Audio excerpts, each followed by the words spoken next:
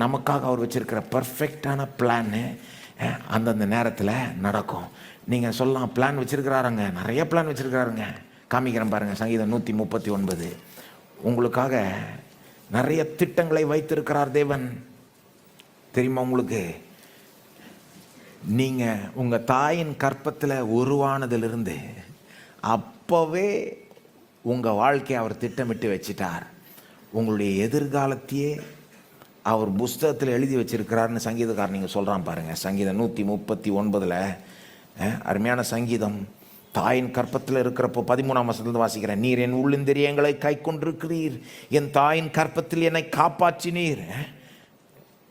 14 நான் பிரமிக்கத்தக்க அதிசயமாய் உண்டாக்கப்பட்டபடியால் உம்மை துதிப்பேன், உமது கிரியைகள் அதிசயமானவைகள், அது என் ஆத்துமாவுக்கு நன்றாய் தெரியும். 15 நான் ஒளிபீடத்திலே உண்டாக்கப்பட்டு பூமியின் தாழ்விடங்களிலே விசித்திர வினோதமாய் உருவாக்கப்பட்ட போது என் எலும்புகள் உமக்கு மறைவாய் இருக்கவில்லை. 16 என் கருவை உம்முடைய கண்கள் கண்டது.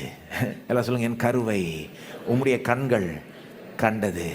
வேற யாராவது சொல்ல முடியுமா? நம்முடைய கருவை தேவன் ஒருத்தர் தான் பார்த்தாரு. நம்முடைய தாய் கூட பார்க்கல. நான் உண்டானப்போ யாரும் பார்க்க முடியாத அந்த நேரத்தில் கூட என் கருவை அவருடைய கண்கள் கண்டது. அப்புறம் சொல்கிறான் பாருங்க சங்கீதக்காரன், என் அவயவங்களில் ஒன்றாகிலும் இல்லாத போதே அவைகள் அனைத்தும் அவைகள் உருவேற்படும் நாட்களும் உமது புஸ்தகத்தில் எழுதியிருந்ததுன்னா என்ன தெரியுமா அர்த்தம்? தாயின் கற்பத்தில் இருக்கிறப்போ கருவையை பார்த்துட்டீர்.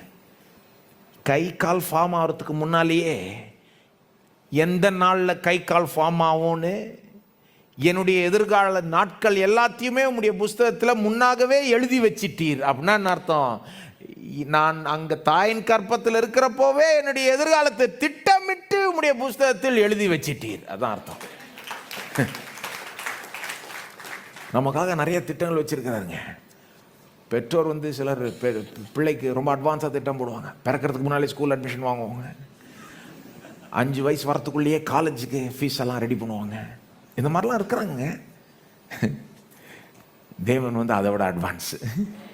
தாயின் கற்பத்தில் இருக்கிறப்பவே கை கால் ஃபார்ம் ஆகிறதுக்கு முன்னாலேயே அவைகள் உருவேற்படும் நாட்களும் எல்லாத்தையும் அனைத்தையும் அவருடைய புஸ்தகத்தில் எழுதி வச்சிட்டார். 17ஆம் வசனம் சங்கீதக்காரன் சொல்லுகிறான், தேவனே உமது ஆலோசனைகள் எனக்கு எத்தனை அருமையானவைகள்னா, ஓ தேவனே, என்னை பற்றி நீர் வச்சிருக்கிற ஆலோசனைகள், கான்டெக்ஸ்ட்ல தான் மீனிங், என்னை பற்றி நீர் வச்சிருக்கிற தாட்ஸ், ஆலோசனைகள், எண்ணங்கள் எத்தனை அருமையான வைகள். என் கருவையே பார்த்துட்டீரே தேவனே, கை கால் ஃபார்ம் ஆகிறதுக்கு முன்னால என் நாட்களே புஸ்தகத்தில் எழுதி வச்சிட்டீரே.